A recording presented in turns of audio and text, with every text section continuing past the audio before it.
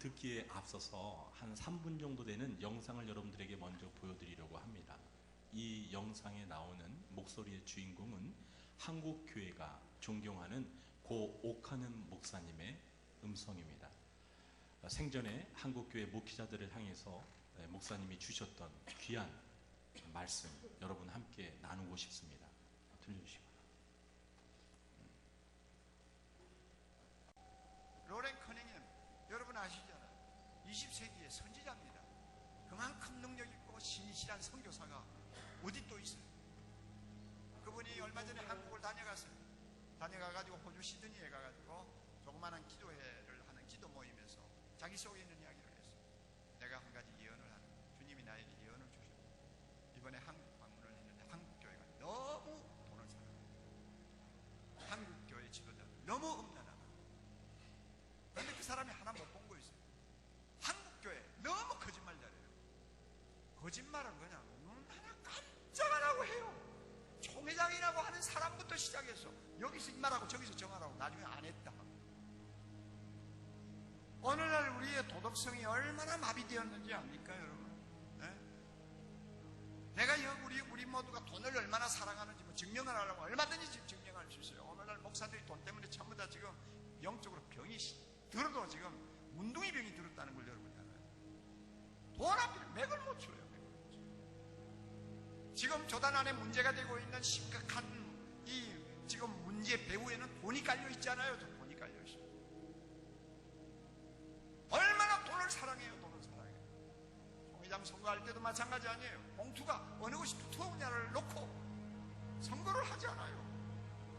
어떻게 그렇게 쥐어쥐어하는 사람이 거짓말을 함부로 합니까? 어떻게 쥐어쥐어하는 사람이 돈의 노예가 되어서 그렇게 돈돈합니까? 한국교회 모든 책임은 교역자가 져야 돼요. 교역자가 돈 사랑하지 않는데 교인들이 돈 사랑하려고 하겠어요? 교역자가 음란하지 않는데 교인들이 간음죄를 범하겠어요? 교역자가 거짓말을 하지 않기 위해서 벌벌 떠는데 교인들이 거짓말을 함부로 하겠어요? 오늘날 한국교회 총체적인 위기는 교역자가 책임져야 돼요. 입만 살았죠. 실상은 주님 눈앞에 죽은 자와 같아요. 장난이 아니에요. 장난이 아니에요. 주님은 회개하라고 하시는데, 주님을 싸워서 이기라고 하시는데 나는 안 돼요. 이것이 오늘날 우리 모두의 형편이요, 한국교회의 형편입니다. 진짜 주님 모시기에 죽어있고 썩어 냄새나는 곳은 손도 못 댄다고 말해요.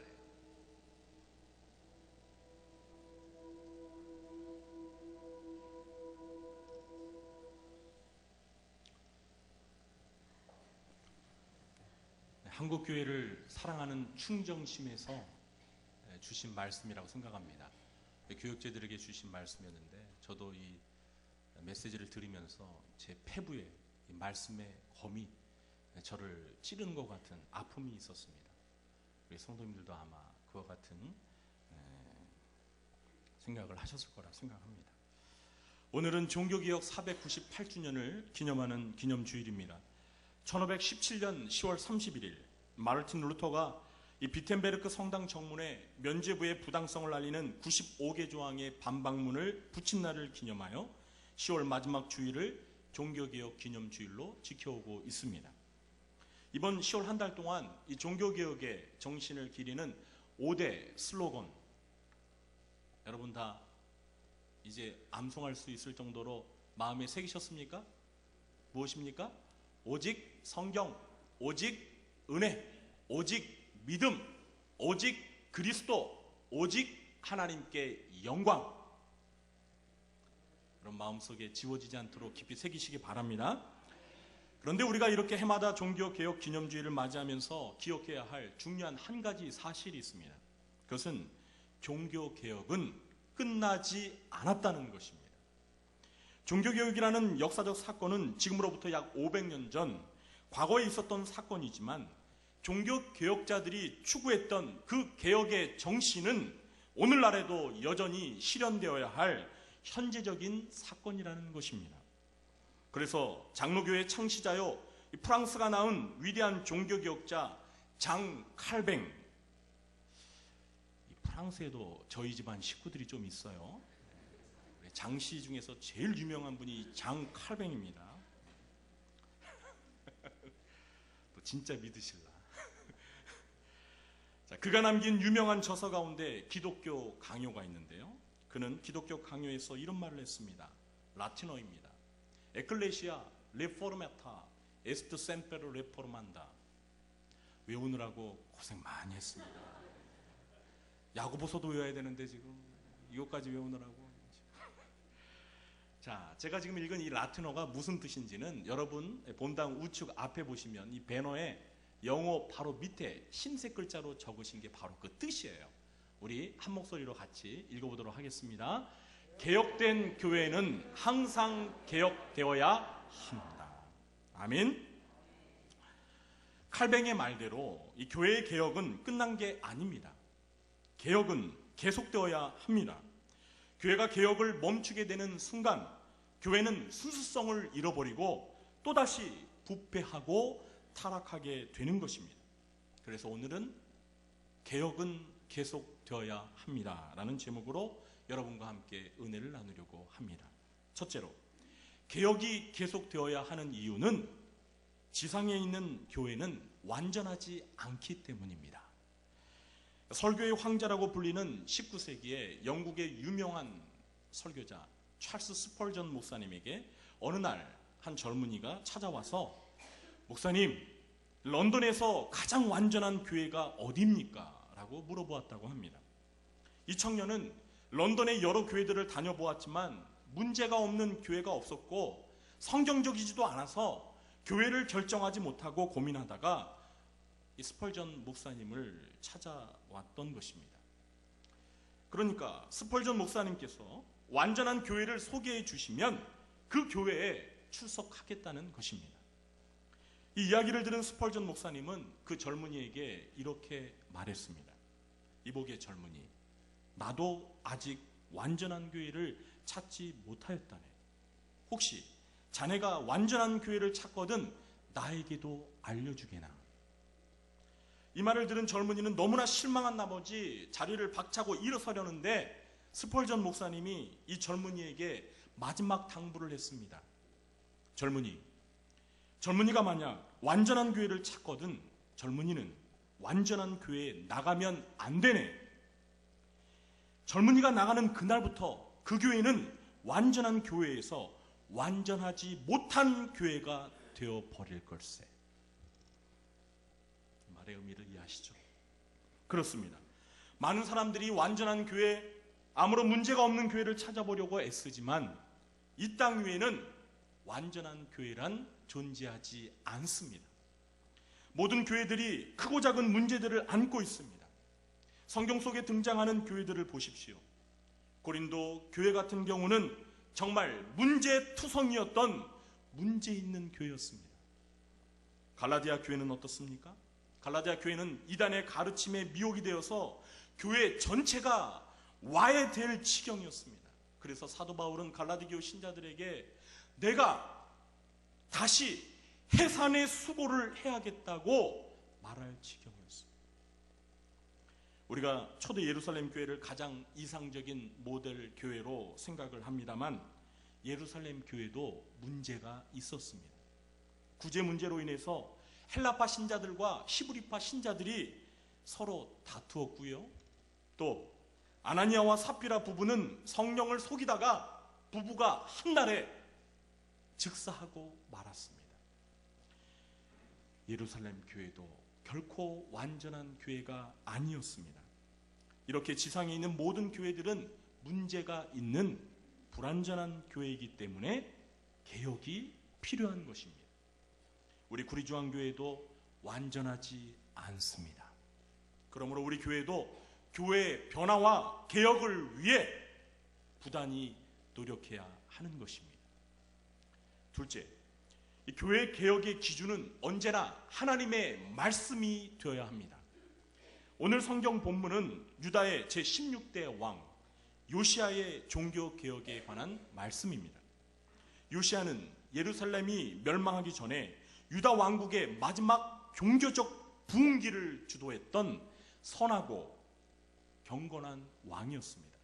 그는 비록 8살이라는 어린 나이에 일찍이 왕위에 올랐지만 여호사밧 왕과 히스기야 왕처럼 종교개혁과 영적 대각성을 성공적으로 추진한 왕이었습니다. 그런데 그가 어떻게 그와 같은 중요한 일들을 잘 감당할 수 있었을까요? 그 이유가 무엇인지 아십니까? 그것은 그가 왕위에 오른 지 18년이 되는 26살에 예루살렘 성전을 수리 복구하는 중에 이 대제사장 hil기야가 하나님의 율법책을 발견했기 때문입니다. 요시야 왕은 이 율법책의 내용을 깨달은 후에야 비로소 율법대로 개혁을 시도했던 것입니다. 왕으로서 자기 소견에 옳은 대로 아무렇게 한 것이 아니라 하나님의 말씀인 율법에 기록된 대로 철저히 종교 개혁을 단행했던 것입니다. 중세 가톨릭 교회의 부패와 타락에 맞서서 루터가 종교 개혁의 기치를 올릴 수 있었던 이유도 그가 성경을 읽고 묵상하는 중에 발견한 진리를 통해서 당시 교회가 무엇이 문제인가를 정확히 이해할 수 있었기 때문이었습니다. 다시 말해서 하나님의 말씀인 성경이 종교 개혁의 기준이 되었다는 것입니다. 그렇습니다. 오늘날 이 시대의 교회 개혁의 기준 역시도 오직 성경이 되어야 합니다. 사람의 생각이나 사상이나 철학이 결코 개혁의 기준이 될 수 없습니다. 그 아무리 유명한 교황이든 사제이든 목사이든 아무리 유명하고 영향력이 있는 사람이라 할지라도 사람의 말은 개혁의 기준이 결코 될 수가 없는 것입니다. 기준은 오직 성경입니다. 성경에서 벗어난 잘못된 교리와 의식과 관행과 제도는 성경이 말씀하는 기준 아래에서 모두가 제자리를 잡아야 합니다. 모세는 신명기 5장에서 이스라엘 백성들의 삶의 표준인 십계명을 가르치면서 마지막에 이렇게 당부합니다. 그런즉 너희 하나님 여호와께서 너희에게 명령하신 대로 너희는 삼가 행하여 좌로나 우로나 치우치지 말고 너희 하나님 여호와께서 너희에게 명령하신 모든 도를 행하라. 그리하면 너희가 살 것이요 복이 너희에게 있을 것이며 너희가 차지한 땅에서 너희의 날이 길리라. 아멘. 그렇습니다. 우리가 좌로나 우로나 치우치지 않기 위해서는 기준점이 되는 성경을 확고히 붙들어야 합니다. 기준이 불분명하면요 내가 좌로 치우쳤는지 우로 치우쳤는지 알 수가 없어요. 그렇기 때문에 오직 성경이 기준이 되어서 우리가 좌로나 우로나 치우치지 않도록 붙들어 주어야 한다는 것입니다. 그러기 위해서는 우리 성도님들이 성경을 잘 이해해야 합니다. 사랑하는 성도 여러분, 성경을 열심히 부지런히 읽으십시오. 그리고 성경을 체계적으로 배우십시오. 특히 이 종교 개혁자들이 만들어 물려준 신앙 고백서와 교리 문답을 통해서 성경을 잘 배우시기 바랍니다. 그래서 우리 교회도 내년에는 이 성경과 교리를 배울 수 있는 강좌를 개설하려고 합니다. 그런 모임이 생기면 우리 성도님들께서 없는 시간도 내서라도 부지런히 참석하셔서 이 종교개혁의 유산인 하나님의 말씀 진리를 열심히 배우시기를 주님의 이름으로 축원합니다. 그래서 하나님의 말씀이 우리 개인의 삶을 변화시키고 교회를 개혁시키는 원동력이 되게 하시기 바랍니다. 마지막 세 번째로, 진정한 개혁은 자기 개혁으로부터 시작되어야 합니다. 종교개혁에서 배우는 소중한 가르침이 무엇입니까? 종교개혁자들은 개혁의 시작을 자기 자신으로부터 시작했다는 것입니다. 루터가 종교개혁을 할 수 있었던 것은 그가 먼저 하나님의 말씀으로 철저히 새롭게 변화되었기 때문입니다. 그는 다른 사람이나 교회를 변화시키기 이전에 먼저 자신이 변화되었습니다. 모든 종교개혁자들이 그랬습니다. 우리 장로교회 창시자였던 장 칼뱅 역시도 경건한 하나님의 사람이었습니다. 그는 평생을 코람 데오, 라틴어인데요, 영어로 before God, 하나님 앞에서 살아가려고 몸부림치던 사람이었습니다. 하나님의 눈동자 앞에서 하나님의 시선을 의식하면서 살고자 몸부림치던 경건한 하나님의 사람이었다는 것입니다. 그렇습니다. 종교개혁자들은 타인을 개혁하고 교회를 개혁하기에 앞서서 먼저 하나님 앞에서 자기 자신을 철저히 개혁했던 사람들이었습니다. 오늘날 우리 사회의 병폐이자 문제점은 자기의 잘못을 고치지 아니하고 남을 고치려고 하는 사람들이 너무나 많다는 것입니다. 그러나 우리 예수님께서는 산상수훈에서 뭐라고 말씀하셨죠? 비판을 받지 않으려거든 비판하지 말라. 너희가 비판하는 그 비판으로 너희가 비판을 받을 것이요 너희가 헤아리는 그 헤아림으로 너희가 헤아림을 받을 것이니라. 어찌하여 형제의 눈 속에 있는 티는 보고 내 눈 속에 있는 들보는 깨닫지 못하느냐. 보라, 내 눈 속에 들보가 있는데 어찌하여 형제에게 말하기를 나로 내 눈 속에 있는 티를 빼게 하려 하겠느냐. 외식하는 자여, 먼저 내 눈 속에서 들보를 빼어라. 그 후에야 밝히 보고 형제의 눈 속에서 티를 빼리라. 형제의 눈 속에 있는 그 작은 티를 빼기 전에 내 눈 속에 있는 커다란 들보를 먼저 제거하라는 것입니다. 내 눈 속에 있는 커다란 들보를 빼지 않고서 어떻게 남의 눈 속에 있는 작은 티를 빼려고 하느냐. 그것은 외식이라는 거예요. 그것은 위선입니다. 그렇습니다. 개혁의 1순위는 타인이 아닙니다. 바로 내 자신입니다. 다른 교회가 개혁의 1순위가 아닙니다. 다른 교회를 비판하기 전에 우리 교회의 문제가 무엇인지를 바로 보고 고쳐야 하는 것입니다. 사실 우리가 이 종교개혁을 다루면서 그동안 카톨릭 교회의 문제점을 많이 이야기했습니다.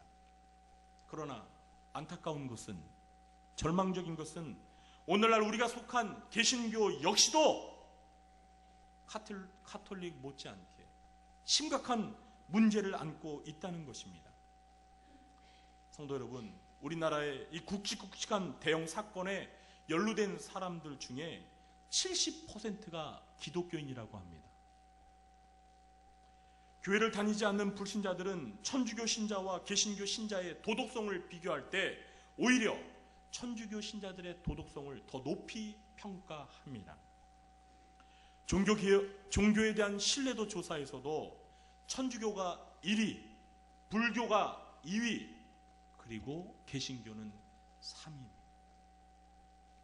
오늘 설교에 앞서서 들었던 이 고 옥하는 목사님의 외침은 참으로 우리 한국교회 개신교의 부끄러운 자화상을 그대로 보여주고 있습니다.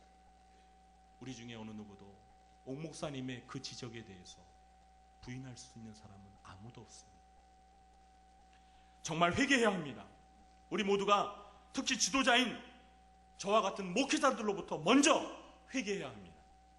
우리가 입술로는 주를 믿는다고 하면서도 실제 삶 속에서는 하나님보다 돈을 더 사랑했던 죄를 회개해야 합니다. 하나님보다 쾌락을 더 사랑했던 죄를 회개해야 합니다. 하나님보다 세상을 더 사랑했던 죄를 회개해야 합니다. 바로 오늘 이 자리에서 저와 여러분이 회개하기를 원합니다. 진정한 회개를 통한 자기 개혁이 선행되지 않으면 교회 개혁은 공허한 구호에 불과할 뿐입니다.